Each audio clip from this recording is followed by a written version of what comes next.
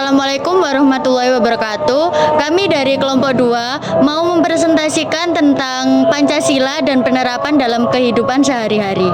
Nama saya Nevila Putri Rahayu dari kelas PTED, NIM saya 25050514080. Nama saya Isnanda Novan Purmadi. Saya dari PTED dengan NIM 25050514090. Assalamualaikum warahmatullahi wabarakatuh. Perkenalkan, nama saya Ega Anggara Ibatullah. Saya dari Prodi Pendidikan Teknik Elektro kelas PTED. Nomor NIM saya 25050514098 dan ini teman saya. Di sini saya akan menjelaskan apa sih itu pengertian dari Pancasila. Pancasila berasal dari bahasa Sanskerta, yaitu terbagi menjadi 2, panca dan sila. Panca berarti 5, sila adalah dasar atau prinsip. Jadi Pancasila adalah 5 dasar atau prinsip hidup bangsa Indonesia. Kelima sila dalam dasar negara ini menjadi pedoman moral dan arah dalam berbangsa dan bernegara. Adapun fungsi Pancasila dalam kehidupan bermasyarakat. Yang pertama adalah sebagai pedoman dalam membuat peraturan perundang-undangan.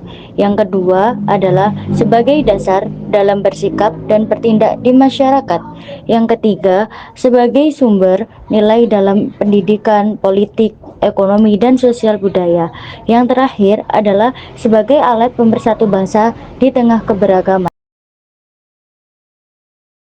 Saya akan menjelaskan penerapan dari sila yang pertama, yaitu ketuhanan yang Maha Esa.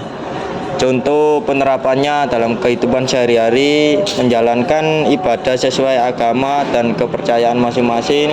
Dan yang kedua, saling menghormati antar pemeluk agama dan tidak memaksakan keyakinan kepada orang lain. Yang ketiga, tidak menghina atau menjelekkan agama lain. Dan yang keempat, hidup rukun dan bekerja sama meskipun berbeda keyakinan. Dan yang kelima, bersyukur atas nikmat Tuhan yang berbuat baik kepada sesama. Jadi Rina adalah orang yang beragama Muslim dan Maria adalah orang yang beragama Kristen. Sedangkan Dedi adalah teman mereka.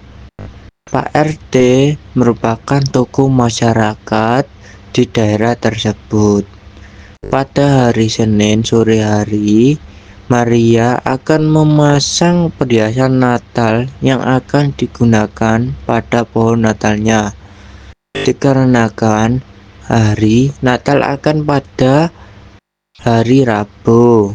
Jadi Maria pada saat itu memiliki kesibukan untuk mempersiapkan untuk kebutuhan Natalnya nanti. Pada Senin sore datang teman Maria yang bernama Rina dan Dedi. Rina dan Dedi akan membantu Maria memasang perhiasan Natal. Dikarenakan Maria pada saat itu sangat sibuk. Maria bertanya, apakah dalam agama Rina dan Dedi diperbolehkan membantu dalam mempersiapkan hari raya Natal? Dikarenakan mereka berdua adalah Muslim.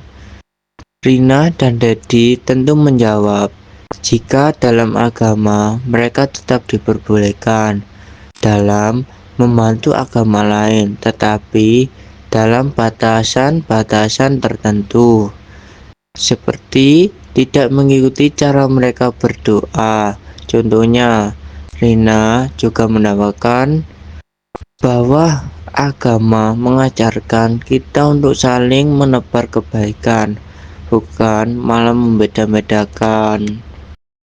Untuk saya akan menjelaskan tentang makna sila kedua. Jadi sila kedua ini menunjukkan bahwa setiap manusia memiliki derajat yang sama dan harus diperlakukan dengan adil.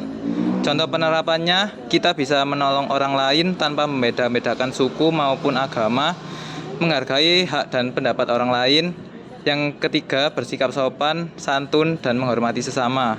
Tidak melakukan kekerasan, perundungan, atau diskriminasi. Yang kelima, menjunjung tinggi nilai kemanusiaan dengan peduli terhadap penderitaan orang lain.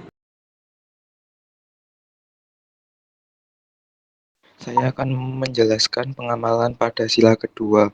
Pada sila kedua ini tokohnya masih sama, yaitu Rina, Dedi, Maria, Pak Budi sebagai korban banjir, serta warga sekitar yang akan menjadi relawan dalam membantu korban banjir lainnya.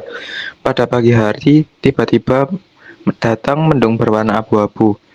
Beberapa saat kemudian, hujan turun sangat deras. Hujan berlangsung selama kurang lebih 3 jam dengan intensitas yang cukup tinggi. Rumah Pak Budi berada pada bagian paling bawah atau bisa dikatakan rumah-rumah bersusun ke atas. Pada 1 jam pertama, air berada pada ketinggian 10 cm dan hampir menyentuh lantai rumah Pak Budi. Pada 2 jam setelahnya, ketinggian air mencapai 25 cm. Akhirnya, mau tidak mau Pak Budi harus mengungsi terlebih dahulu ke rumah kerabatnya.